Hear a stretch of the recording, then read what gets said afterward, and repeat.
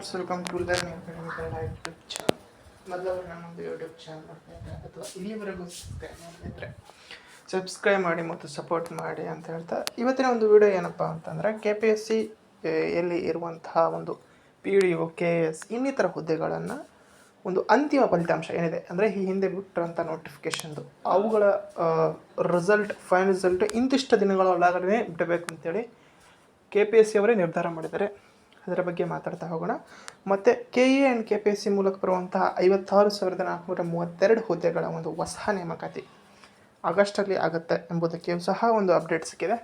ಇವೆಲ್ಲದರ ಬಗ್ಗೆ ಇವತ್ತಿನ ವಿಡಿಯೋದಲ್ಲಿ ನಾವು ಡಿಸ್ಕಷನ್ ಮಾಡ್ತಾ ಹೋಗೋಣ ಸ್ನೇಹಿತರೆ. ಓಕೆ, ಹಾಗೆ ವಿಡಿಯೋನ ಕೊನೆವರೆಗೂ ನೋಡಿದರೆ ನಿಮಗೆ ಸಂಪೂರ್ಣವಂಥ ಮಾಹಿತಿ ಸಿಗ್ತಾ ಹೋಗ್ತದೆ. ಈಗ ನಾವು ವಿಡಿಯೋನ ಆರಂಭ ಮಾಡ್ತಾ ಹೋಗೋಣ. ಈಗ ನೀವು ಸ್ಕ್ರೀನ್ ಮೇಲೆ ನೋಡ್ತಾ ಇದ್ದೀರಾ ಏನಪ್ಪ ಅಂತಂತಂದರೆ ಒಂದು ಪತ್ರಿಕಾ ಪ್ರಕಟಣೆ. ಇದು KPSC ಅವರೇ ಹಂಚ್ಕೊಂಡಿರುವಂಥದ್ದು. ಇದರ ಏನಪ್ಪ ಅಂತಂತಂದರೆ ಬಾಕಿ ನೇಮಕಾತಿ ಮುಗಿಸಲು 75 ದಿನ ಸ್ವಯಂ ಕಾಲಮಿತಿ ಅಂತೇಳಿ ಹೇಳಿದ್ದಾರೆ. ಇದು ಹೆಡ್ಲೈನ್. ಇದರ ಒಂದು 75 ದಿನದೊಳಗಡೆ ಈ ಹಿಂದೆ ಏನು ನೋಟಿಫಿಕೇಷನ್ಗಳು ಬಂದಿವೆ, PDO ಸಹ ಬಂದಿದೆ, KS ಬಂದಿದೆ ಮತ್ತು ಇನ್ನಿತರ ಹಲವಾರು ಹುದ್ದೆಗಳು ಬಂದಿವೆ. Group A, group B, group C etcetera. ಎಲ್ಲ ಹುದ್ದೆಗಳ ಒಂದು ಫೈನಲ್ ರಿಸಲ್ಟನ್ನು ಏನು ಮಾಡಬೇಕು ಅಂತಂದರೆ 75 ದಿನದೊಳಗಡೆ ಎಲ್ಲ ಪ್ರೊಸೆಸ್ಸನ್ನು ಕಂಪ್ಲೀಟ್ ಮಾಡಿ ಬಿಡಬೇಕು ಎಂಬುದು ಒಂದು KPSC ನಿರ್ಧರಿಸಿದೆ. ಇದಕ್ಕೆ ಕಾರಣ ಏನು ಅಂತಂದರೆ ಜುಲೈನಲ್ಲಿ ಅಂತ ಹೇಳಿ ಸ್ಪೆಸಿಫಿಕ್ಕಾಗಿ ಮಂತನ್ನು ಸಹ ಅವರು ಮೆನ್ಷನ್ ಮಾಡಿರುವಂಥದ್ದು.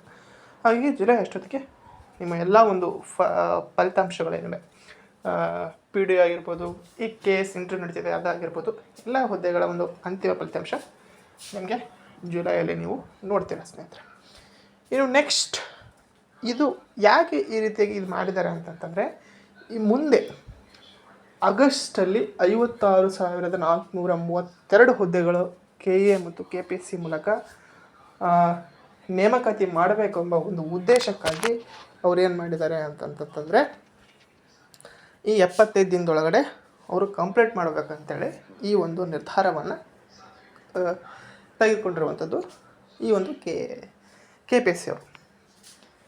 ಯಾಕಂತಂತಂದರೆ ಈ ಹಿಂದೆ ಒಂದು ನೋಟಿಫಿಕೇಷನ್ನೇ ಕಂಪ್ಲೀಟ್ ಮಾಡಿದೆ, ಹೊಸ ನೋಟಿಫಿಕೇಷನ್ ಹೊರಡಿಸಿದ್ರೆ ಅವ್ರಿಗೂ ಸಹ ಗೊಂದಲ ಆಗುತ್ತೆ ಮತ್ತು ಈ ಹಿಂದೆಯ ನೋಟಿಫಿಕೇಷನ್ ಕ್ಲಿಯರ್ ಮಾಡಿದರೆ ಯಾವುದೇ ರೀತಿಯಾದಂಥ ಅಡೆತಡೆಗಳು ಸಹ ಇರೋದಿಲ್ಲ ಎಂಬ ಒಂದು ಉದ್ದೇಶಕ್ಕಾಗಿ 75 ದಿನಗಳ ಒಳಗಡೆ ಒಂದು ಈ ಹಿಂದೆ ಇರುವಂಥ ಎಲ್ಲ ನೋಟಿಫಿಕೇಷನ್ಗಳ ಒಂದು ಪ್ರೊಸೆಸನ್ನು ಕಂಪ್ಲೀಟ್ ಮಾಡಬೇಕೆಂಬುದು ಈ ಒಂದು ನಿರ್ಧಾರವನ್ನು KPSC ಕೈಗೊಂಡಿದೆ.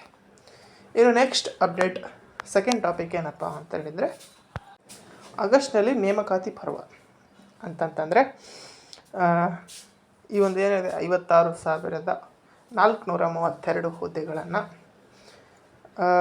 ಸಿಬ್ಬಂದಿ ಮತ್ತು ಆಡಳಿತ ಸುಧಾರಣೆ ಇಲಾಖೆ DPAR ಈಗಾಗಲೇ ಎಲ್ಲ ಇಲಾಖೆಗಳಿಂದ ಖಾಲಿ ಇರುವ ಹುದ್ದೆಗಳ ಮಾಹಿತಿಯನ್ನು ಕಲೆ ಹಾಕುತ್ತಿದ್ದು, ನೇಮಕಾತಿಯ ಹೊಣೆಯನ್ನು KPSC ಮತ್ತು ಕರ್ನಾಟಕ ಪರೀಕ್ಷಾ ಪ್ರಾಧಿಕಾರ ಅಂದರೆ KEಗೆ ಹಂಚಿಕೆ ಮಾಡಿದ್ದಾರೆ.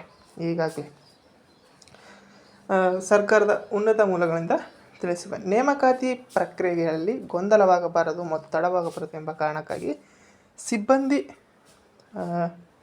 ಮತ್ತು ಆಡಳಿತ ಸುಧಾರಣೆ ಇಲಾಖೆ ವಿಶೇಷ ನಿಗಾ ವಹಿಸಲು ಸರ್ಕಾರದಿಂದ ಸೂಚನೆ ಇದೆ. ಸಂದರ್ಶನ ರಹಿತ ನೇಮಕಾತಿ ಪ್ರಕ್ರಿಯೆಗಳನ್ನು KEಗೆ ವಹಿಸ್ತಾರೆ. ಯಾವುದಕ್ಕೆ ಇಂಟರ್ವ್ಯೂ ಇರುವುದಿಲ್ಲ ಅಂಥವೆಲ್ಲವುಗಳನ್ನು KEಗೆ ವಹಿಸಿದರೆ ಸಂದರ್ಶನ ಸಹಿತ ಇರುವ ತಾಂತ್ರಿಕ ಹಾಗೂ ಉನ್ನತ ಮಟ್ಟದ ಹುದ್ದೆಗಳ ಜವಾಬ್ದಾರಿಯನ್ನು ಮಾತ್ರ KPSCಗೆ ನೀಡುವ ಸಾಧ್ಯತೆ ಇದೆ. ಹೀಗಾಗಿ ಆಗಸ್ಟ್ನಲ್ಲಿ ನೇಮಕಾತಿ ಪರ್ವ ಶುರುವಾಗುವುದು ಎಂಬುದು ಬಹುತೇಕ ಖಚಿತವಾಗಿದೆ. ಎಲ್ಲರೂ ಏನು ಹೇಳ್ತಾ ಇದ್ರು ಅಂತಂತಂದರೆ ಯಾವುದೇ ಕ್ಷಣದಲ್ಲಾದರೂ ನೋಟಿಫಿಕೇಷನ್ ಬರ್ಬೋದು, ಇನ್ನೊಂದು ವಾರದಲ್ಲಿ ನೋಟಿಫಿಕೇಷನ್ ಬರ್ಬೋದು ಅಂಥೇಳಿ ನಾವು ವಿಡಿಯೋ ಮಾಡಿದ್ದೀವಿ. 2-3 ದಿನದಲ್ಲಿ PC ನೋಟಿಫಿಕೇಷನ್ ಬರುತ್ತೆ ಅಂತೇಳಿ. ಓಕೆ, ಅದಕ್ಕೆ ಅಫಿಷಿಯಲಾಗಿ ಅವರೇ ಇನ್ಸ್ಟಾಗ್ರಾಮ್ ಅಕೌಂಟಲ್ಲಿ ಅಂತಂದರೆ ಮಾನ್ಯ ಗೃಹ ಸಚಿವರು ಹಂಚ್ಕೊಂಡಿದ್ದಾರೆ. 1 ವಾರದೊಳಗೆ ಅಥವಾ 8 ದಿನದೊಳಗಡೆ 8,000 ನೋಟಿಫಿಕೇಷನ್ ಮಾಡ್ತೀವಿ ಅಂತೇಳಿ. ಬಟ್ಟು ಅದರ ಅಪ್ಡೇಟು ಇನ್ನೂ 2 ದಿನದಲ್ಲಿ ಬರಬೇಕು ಅವರ ಪ್ರಕಾರ ನೋಡಿದರೆ. ಅಂದರೆ ಶನಿವಾರ ಅಷ್ಟೊತ್ತಿಗೆ ಬರಬೇಕು. ಬಟ್ ಶನಿವಾರ ಅಷ್ಟೊತ್ತಿಗೆ ಬರದೇ ಇದ್ದಲ್ಲಿ, ಶನಿವಾರ ಅಂತಂದರೆ ಆವಾಗ ನಾಳೆನೇ ಶನಿವಾರ, ನಾಳೆ ಬರದೇ ಇದ್ದಲ್ಲಿ ಏನು ಮಾಡೋಕ್ಕಾಗಲ್ಲ ಸ್ನೇಹಿತರೆ. ಇದೇ ನಿಜ ಆಗ್ತದೆ, ಯಾವುದು ಆಗಸ್ಟ್ನಲ್ಲಿ ನೇಮಕಾತಿ ಪರ್ವ. ಬಟ್ ಒಂದೇನಪ್ಪ ಅಂತಂತಂದರೆ PCPSI ನೋಟಿಫಿಕೇಷನ್ಗೂ ಈ ಒಂದು KPSC ಈ ಒಂದು ಆಗಸ್ಟಲ್ಲಿ ನೋಟಿಫಿಕೇಷನ್ ಸ್ಟಾರ್ಟ್ ಆಗುತ್ತೆ ಅನ್ನೋದಕ್ಕೂ ಬೇರೆ ಬೇರೆ. ಯಾಕಂತಂದರೆ PCPSI ನೋಟಿಫಿಕೇಷನ್ ಮಾಡುವಂಥದ್ದು KSP ಡಿಪಾರ್ಟ್ಮೆಂಟ್ ಅವರೇ ಮಾಡುವಂಥ ಕಾರಣಕ್ಕಾಗಿ ಇದು ಅದಕ್ಕೆ ಸಂಬಂಧ ಇರೋದಿಲ್ಲ. ಓಕೆ, ಇದು ಒಂದು ಅಪ್ಡೇಟ್ ಆಗಿತ್ತು ಎಲ್ಲದರ ಬಗ್ಗೆ. ಈ ವಿಡಿಯೋ ನಿಮ್ಗೆ ಏನಾದರೂ ಇಷ್ಟ ಆಯಿತು ಅಂತಂದರೆ ಲೈಕ್ ಮಾಡಿ, ಶೇರ್ ಮಾಡಿ ಮತ್ತು ತಪ್ಪದೆ ಸಬ್ಸ್ಕ್ರೈಬ್ ಮಾಡಿ ಅಂತ ಹೇಳಿ ವಿಡಿಯೋ ಇಷ್ಟ ಆಗಿದೆ. ಧನ್ಯವಾದ. Thanks for watching.